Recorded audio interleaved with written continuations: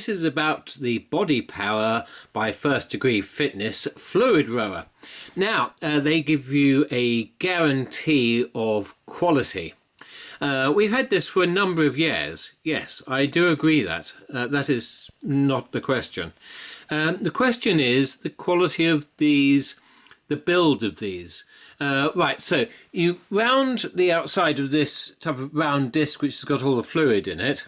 You have this protective little rubber thing. So I pull that off, and here you can see they've got screws. Now the lip here is about 8mm, and the screws right up to the edge, and if you can see, it's got a crack there, but also so's this one, and so's the next one.